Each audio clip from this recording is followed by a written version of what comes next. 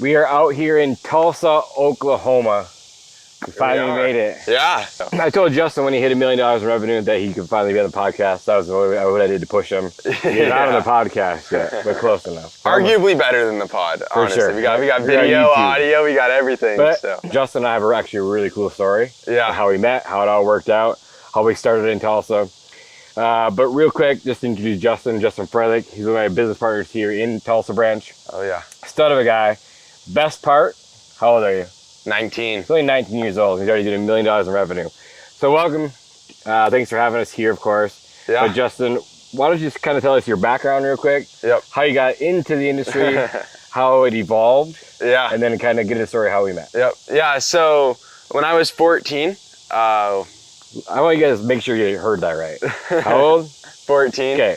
He's already an entrepreneur at 14 years old. Yeah. So for all those of you that are watching that are younger, like go out there and do things. Yeah. Like time flies, you know. But yeah, when I was 14, I went door to door and I would paint people's like house numbers on their curb. And I did that for a whole summer at 14. That's how I made my first couple grand, you know. I knew I didn't really like school. And so like I thought I was lazy. So my plan was just to make money so I could retire as soon as possible because I didn't like to work. So I went out for a whole summer, painted people's house numbers on their curb, made a couple grand. End of that summer, I decided I didn't like door to door. And I decided it wasn't for me. So I started a landscaping company. How old are you at this point? Just turned 15. Cool. Yeah, you don't even have a license? Don't even have a license. So I didn't even have a truck. So I hired like an older guy in the high school to work for me. So you hired a guy with a driver's license? With a driver's license. A truck? And a truck. Yeah, we were using his truck, his driver's license. He'd pick me up every day. I'd have customers like text me like videos of their flower beds and I'd use like satellite to price everything out.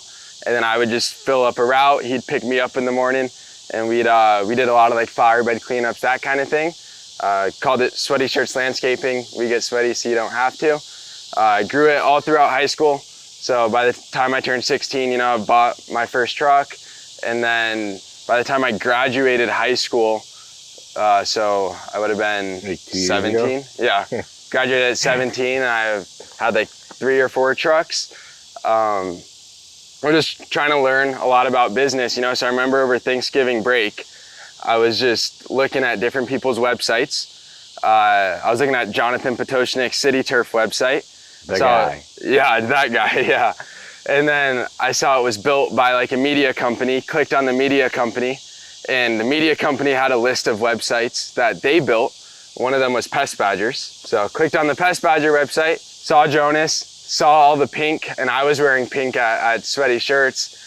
So I actually looked up the owner of Pest Badger, found Jonas, and followed him on Facebook. We won't even get to that part yet. Oh yeah. I like that. That's where we're at. Okay, so you graduate high school, you have 4 trucks. How much, and you're doing landscaping and lawn care. Yeah. So, all inclusive. Where were you at in revenue roughly around that? Like 300-ish thousand. So you're doing $300,000 in revenue by the time you graduate high school. Yeah. Pretty unheard of, which is awesome. Yeah, I'd cruise working while I was in class every day. I'd wake up, send them to their jobs, go to class, then get out of class and finish out the day with them. Yeah, that's awesome. But you still graduated. Still graduated. Yeah. Yeah. So okay, then now we can kind of evolve. So kind of walk us through the next few steps what happened. Yeah, so you followed me on Facebook. I followed Jonas on Facebook. And you didn't have Facebook. I don't use Facebook. No profile picture. No, I'm not even following anybody at this point. First person I follow is Jonas. And that's the same day that I posted online that I was looking to mentor one person. Yeah. And so I think I had like maybe like 5, 6, 7 interviews, something like that.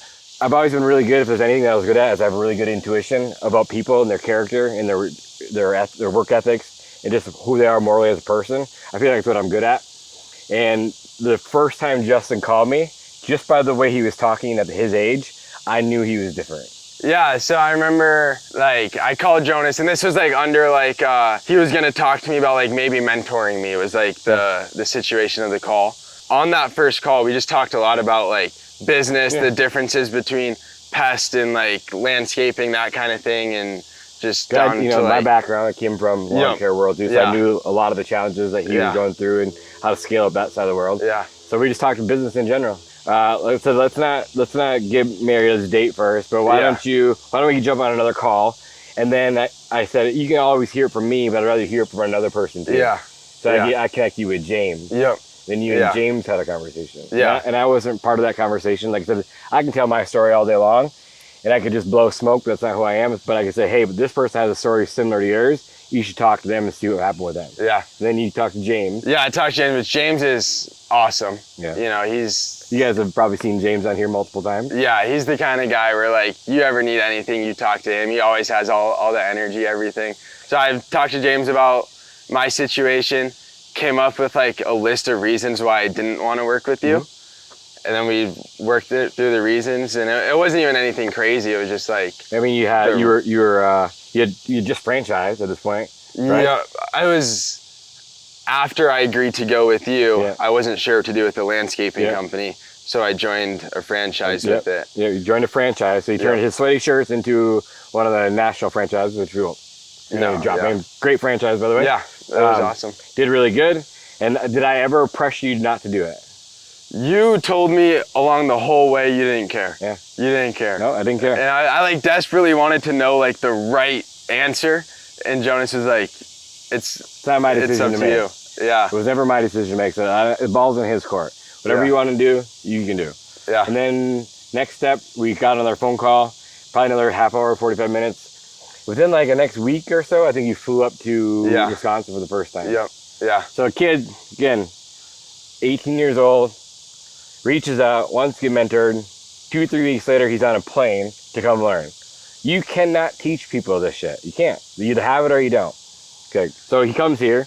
And there was never anything like, hey, we're gonna go open a branch here. No, nothing was agreed. Let's just go see if you like it or not. Yeah. It was all just to learn. Went to Wisconsin, spent a lot of my time just knocking doors up there. Yeah, you were with James? Yeah, with James in the winter. It was just learning. It was cold as shit. Yeah. It was like February, March? Yeah, it was somewhere there? February, yeah. Yeah, late February, early March. So there's snow on the ground. Yeah. It's cold and they're out knocking doors. Yeah. I know you've knocked doors before. Yeah, but not really. Yeah. And so what was your first experience knocking doors for that first week? I mean, I think when you first start, you're just like so amped up on like the vision and the dream, and it's so exciting. I remember being like super scared to knock. Like the last thing I wanted to do was walk up to a door, which is just because like I didn't know exactly what I was gonna say. Yeah.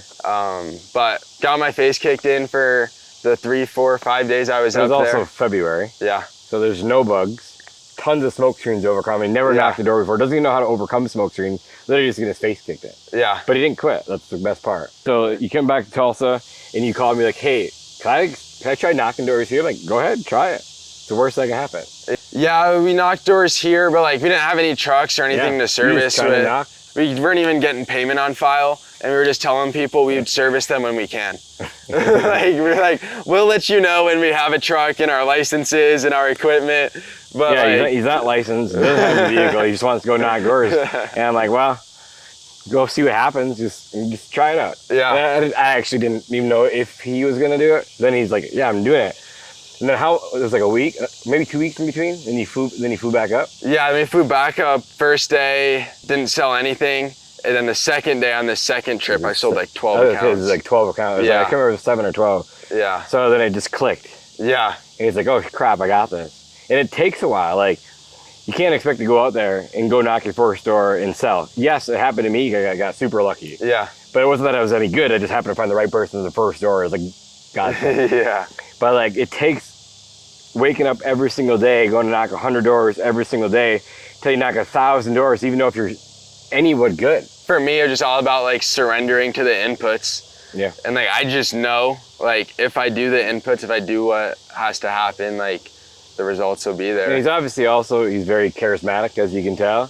He's crazy to watch on the doors. He's like kneeling on the ground, arms out wide, it's crazy, but it's so much fun, so much interaction.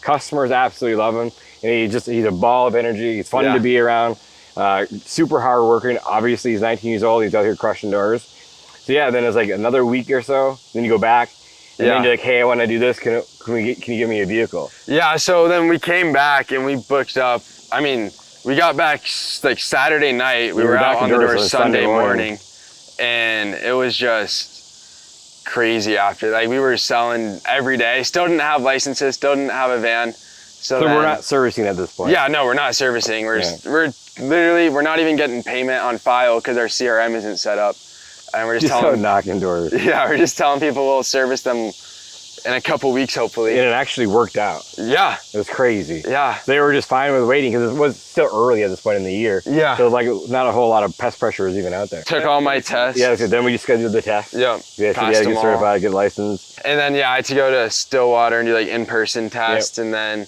I flew up to you on a one-way ticket. Yep. You picked me up from the airport, taught me how to service. And then I drove that service van. I think we did like 8 or 10 jobs that day. Yeah. And once you get servicing, obviously it was way more training after that. But hey, this is what you do. This is what you look for. This is what you got to do each step throughout the process. Here's the SOPs. Yeah. Do some training for a day, and then that night after we're done servicing, drove all the way back to Tulsa. Which I can't believe the van made it. Yeah. Well, we have pictures. It'd probably be the thumbnail to be honest for this one. It just caught on fire like a week ago. That's all. It just caught on fire. Yeah. We'll get to that in a little bit. So then you guys come here, you get our licenses, you drive up there. Again, you cannot teach a kid to do these things. I mean, he flies back up to Appleton, grabs the van, and drives it overnight all the way back to Tulsa, and then he gets here and starts knocking doors right away. Did you even sleep? I can't remember. No, we got back and we just had so many jobs to service and no money because we hadn't been servicing that we got back and picked up one of the door knockers and we just started cranking initials. And so the first month didn't go kind of as planned. We had some setbacks. Yeah. You said you weren't getting cards on file, then you tried to get cards on file afterwards. It's hard. Yeah. But we worked through that pain. Yeah. And it's been great ever since. Yeah. Like that first month was, again, just learning. Yeah. Get your face kicked in for a while, learning the ropes of things. Lots of phone calls, lots of Zooms. There's definitely a steep learning curve at the start. Like just everything from the service side, having to hire technicians for pest control for the first time and figure out the servicing, and then like figuring out the auxiliary services. Like, hey, well, how are we gonna do gophers and moles? How are we gonna do mosquitoes, that kind of thing, fertilization, weed control. But then once we got that down, operations ran pretty easily. And then it was just a big learning curve on the sales side of like, okay, how do we like scale this door-to-door operation and still like have a good reputation in the area, keep our 5-star reviews, like make sure we're training the door-to-door guys to sell like ethically, responsibly, and relentlessly, Yeah. And it's been really great. And like I said, you can't teach kids how to do this stuff, but the advantage that he had is that he is 19 years old. Yeah. He has a bunch of friends that are all hustling and want to go do things. And, athletes that are just, you got a big group of friends that want to go have fun. And so that's how he built it up. Yeah. Yeah. So this is technically, we're like month 14, 15 right now. We're on 15, which is really cool. And then we kind of get to the story of what happened a few months ago. Like all of a sudden I get these pictures and videos, no context behind it, just pictures and videos. And then there's a vehicle on fire. Yeah. And I was like, oh, that's interesting. And then he FaceTimed me right away, like maybe like a minute later, something like that. What was crazy though is like it started on fire and he felt it right away, pulled over. He was quick enough on his toes to get out and pull all the product out of the back, all the equipment out of the back before it even burned down. Yeah. But you guys see like the after pictures, like it's cooked. Yeah. For real. Yeah. And then it was funny from there, but like I wasn't upset at all. Like it's literally the first vehicle we ever bought. Yeah. In 2020. Yeah. I think I paid $5,000 for that van. And 5 years later, he drove all the way to Tulsa, which I couldn't believe he made here to begin with. I wasn't mad at all. Like as long as everyone was safe, it was I'm glad that you were driving it. Yeah, same. More than one of the technicians, Same. Yeah, and there wasn't anything negligent, It's not like we were lighting the van on fire. It just caught on fire, And then all of a sudden the fire truck showed up and they got a whole police, I mean, it was crazy. Called 911, shut down like the whole off ramp and put it out. Everyone was okay. No one got hurt. We got cool pictures. So. Got a lot of cool pictures. Like I said, I'm sure this will be the thumbnail. It's gotta be. This place is on fire for real. Yeah, we might be able to go find the van still. But yeah, like he's just like they're just crossing that $1 million mark. 14 months in, it's rewarding for me just to know like, and it's not all because me putting all the work. he had a lot of good help from like the team, operations side with Trisha and James, and sales side, like lots of training. That wasn't just me, but it's satisfying to me, like to watch someone who just takes what we've done and just replicate it. And at 19 years old, have $1 million company with big dreams going ahead. He's still young. I mean, he's got 40 more years of work now, which is going to be wild. So this place is going to be a monster. Oh, yeah. I feel like there's more locations going to be open in the future. Oh, yeah. Sure. Like, I don't think I realized, like, how crazy the opportunity was you were giving me at the time. Because I was like, oh, I own a lawn care I own a mowing landscaping company, and now I want to own a pest control, like, similar or whatever. But after seeing, like, how many people just, like, not just at this company, but, like, in the industry, like, come into the industry and, like, on the door-to-door side, like, don't sell or don't run tight ships operationally and quit and have a tough time, like, putting on revenue and, like, building a real business, and just seeing how many fail. And, like, we were talking about today. I said that to you today. I said 1% of all companies make it over $1 million. So the 1,000 companies out there, 10 people make $1 million, which is crazy. Like, you can't just start a business and expect that you're going to be good. That's just not how it works. You're going to get your face kicked in for the first 2-3 years. That's how it is. Like, they want to have like this, you know, balance thing. It's not fucking real. I'm sorry. It's not real. Especially when you're first starting out. Like, there's no balance. It's all in. Like, and that's why most people don't ever go anywhere. They're stuck in the truck for the next 30 years because, but I get it at the same time. They have kids and their kids get older. And then they're in sports and it's hard to be there. But like at 19 years old, I told you on the way here, like it goes by so fast. You have no idea. And it's easy for me to say because I'm 41 now. But I was obviously 19 at once too. And it seems like, oh, I got 20 years to go do this or 40 years to do this. Like, it goes by so fast. Not only that, a lot of people, they underestimate the power of momentum. They do. And you have momentum going right now. And we have momentum as a company. And I preach it all the time. Like, you guys got to keep rolling. Let's keep going. Keep pushing forward. Like, we have momentum rolling. It's like you push a rock down the hill, right? And I said this on the podcast a million times. It's super hard to push that rock at first. But then once the thing starts rolling down the hill and grow momentum, it's almost impossible to stop. So, like, you guys are doing great. And it's been fun to watch for sure. It's been fun to live. Lots of trips. We went to Florida last year. Florida. Arizona this spring. Arizona. Wisconsin is a trip for me. For sure. Michigan, the UP. It's a fun gig too. Yes, we're serious and we work hard, but we also have a ton of fun.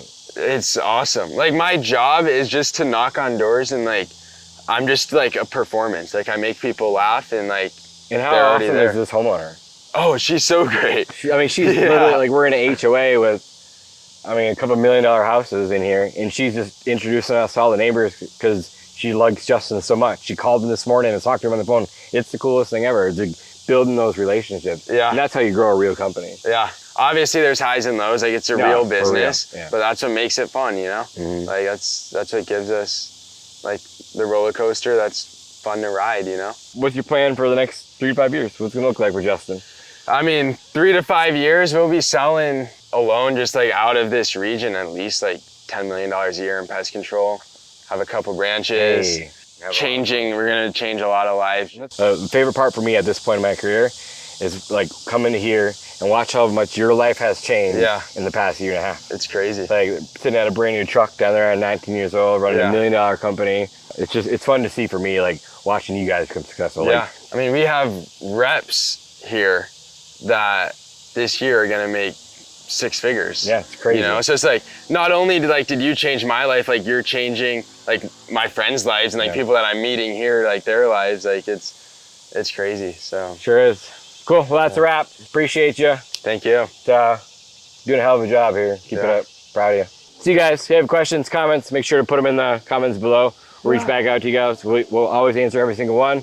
And thanks for watching as always. See you guys in the next one.